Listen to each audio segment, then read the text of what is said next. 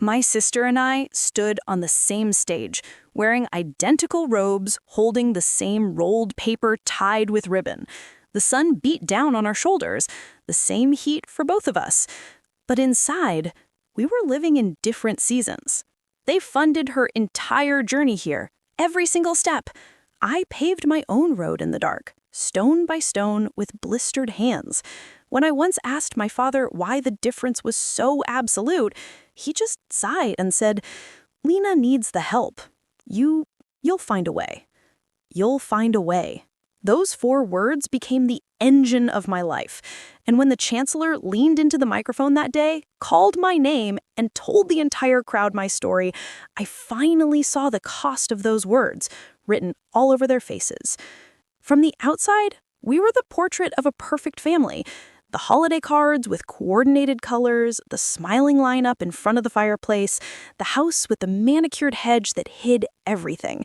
But if you paused that picture, really looked, you'd see the cracks.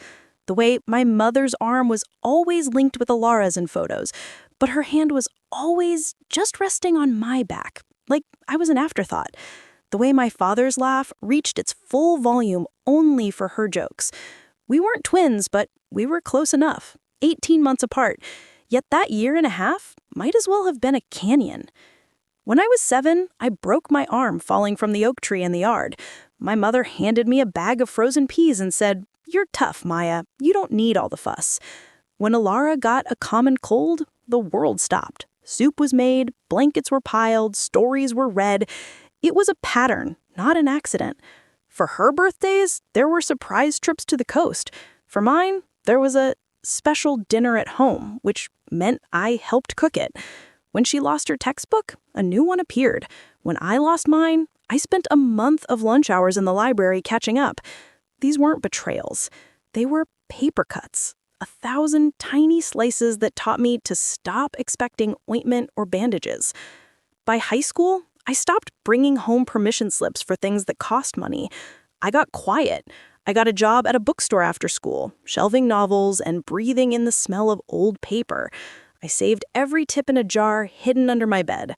Alara spent her Saturdays at the salon, getting highlights, talking about movies I'd never see. She'd show me her new nails, a glittering blue, and say, "You should treat yourself sometime, Maya." She didn't mean it to hurt. That was the worst part. The indifference was woven into the fabric of our days, so normal it was almost invisible. Then came the college letters. We both applied to state, both for business. The thick envelopes arrived on the same Tuesday. We screamed, we hugged in the hallway, a rare, genuine moment of shared air. For a flicker, it felt like we were just sisters again. The illusion shattered that night. I was coming up the stairs, my own acceptance letter pressed to my chest, when I heard them in the kitchen. "We'll cover everything for Alara," my dad said, the clink of a glass punctuating his sentence. "Tuition, room, board, the whole package." "And Maya?" my mom asked, her voice softer. A pause. Then my father, his tone final. "Maya's resourceful. She'll manage. She always does." I stood on that step, the wood creaking under my weight, feeling those words sink into my bones. Resourceful. She'll manage. They were compliments turned into weapons. They meant I was on my own. I didn't cry. I didn't storm in. I just turned around, went to my room, and started researching student loans online until my eyes burned. That August, Alara packed for the dorms. I packed for a shared apartment across town, a place with walls so thin I could hear my roommate's phone vibrate. Her college life was a burst of color. Dorm decor, football games, new friends filling her feed. Mine was a study in grayscale. The fluorescent glow of the 24-hour copy center where I worked, the highlighted lines in secondhand textbooks, the silent bus rides home at 2 a.m. She'd call home for supplemental funds for a spring break trip. I'd pick up a 4th shift to cover my lab fees. Sometimes I'd see her on the quad, surrounded by a constellation of friends glowing under the sun. She'd catch my eye, give a little wave and say, "You okay?"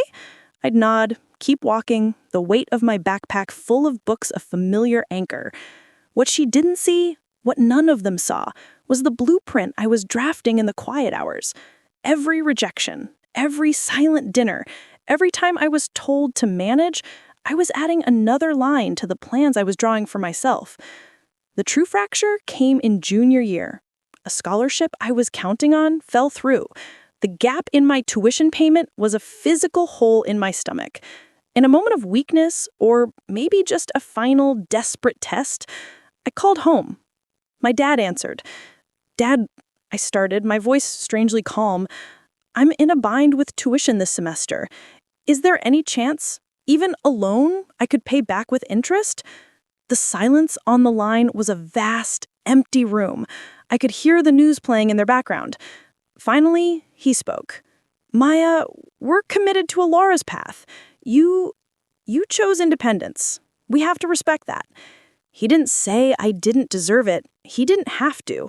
The message was carved in the space between his words. I hung up. I looked at my reflection in the dark screen of my laptop. The girl staring back had tired eyes, but they were clear. Something had settled. Something had hardened into a new kind of resolve. The hope for their help, for their seeing me, finally evaporated, and in its place was a cold, clean fuel. That was the night I stopped surviving and started building. I began arriving at the business school building before the janitors. I'd sit in the hallway outside the finance department, reading by the emergency exit light, memorizing text codes and market analyses until they felt like a native language. Fatigue became a currency I spent willingly. Professor Alden noticed. He taught advanced corporate valuation, a class known for weeding out the unsure. I wasn't just sure, I was relentless. One rainy Thursday, he found me reorganizing the case study library before dawn. "You're here earlier than my coffee," he said, not unkindly. "Quieter, then," I replied, not looking up from the files.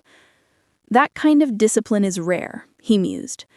"I'm recommending a student for the Veritas Fellowship. It's highly competitive, nationwide. Would you object if I put your name forward?" My hands stilled. A fellowship, full tuition, a living stipend, a door to a world I'd only read about. I looked at him. "Why?" was all I could ask. "Because," he said simply, "you don't act like someone who's entitled to anything. You act like someone who's ready to earn everything. That's who the committee looks for."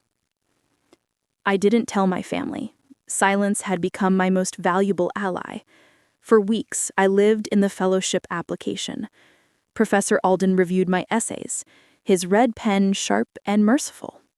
"Less about the hardship," he advised. "More about the architecture you're building from it. They don't want a victim. They want a visionary." When the acceptance email arrived, I was in my apartment, eating cereal for dinner. The subject line read, "Veritas Fellowship Decision." I clicked, bracing for the polite decline. The first word was, "Congratulations." I read it 3 times. Then I closed my laptop, put my head in my hands, and let out a breath I felt like I'd been holding for 2 decades. It wasn't joy, not yet. It was validation from a source that mattered, from the universe of merit, not the lottery of birth. I called my mom. "I won a fellowship," I said, flatly. "It covers everything, tuition, living costs, everything." "Oh, that's wonderful, sweetie," she said, her voice layered with distraction. I could hear Alara in the background laughing about something. "Alara just made the dean's list again. We're taking her out to celebrate tonight." "That's great," I said, the last tiny string of expectations snapping silently inside me. The Veritas Awards ceremony was held at the end of the semester, a formal black tie event in the city's Grand Hall with press and recruiters from top firms. Winners were encouraged to bring guests. I sent my family a text. "Small award thing at the Chandler Hall next Friday, 7 p.m. You can come if you want." I knew they'd come. My mother reached out for the photo op, hesitant for the gesture. story they could tell about Can their we- two Can we take a successful picture daughters. with your award? They had no idea what I the looked award at her, was. the desperate hope in her eyes to reclaim this moment, to fold it back into the family narrative. I shook my head, a small, sad motion. "No," I said softly, "this picture doesn't include you." I turned and walked back into the crowd, toward the recruiter from the firm. I didn't look back. I could feel their eyes on me, but the weight of it was different now. It wasn't a burden. It was just light, falling on me, not from them. Later, I stood outside on the balcony, the cold crystal award in my hand. The city glittered, a promise of a future I had drafted myself. My phone lit up with a text. "Mom, we are so proud. Let's have dinner this weekend. Celebrate as a family." I watched the screen until it went dark. I didn't reply. The need for their proud had evaporated somewhere between the midnight shifts and the fellowship letter. Their approval was a currency that had devalued to zero in my economy. The truest form of revenge isn't shouting. It isn't rage. It's the profound, peaceful silence that comes when you realize you've built a life so complete, their opinion of it becomes irrelevant. It's looking at the people who said you'd have to find a way and showing them the skyline you built on the path you created. They told me I was the strong one, as if it was an excuse to offer no support. So I became strong enough to never need it from them again. And in that strength, I found a freedom more valuable than any tuition check. If you've ever had to build your own foundation when everyone else was given one, I see you. Drop a comment below with one word that describes your journey. And if you want more stories about turning silence into strength, hit subscribe. The next chapter is always the one you write for yourself.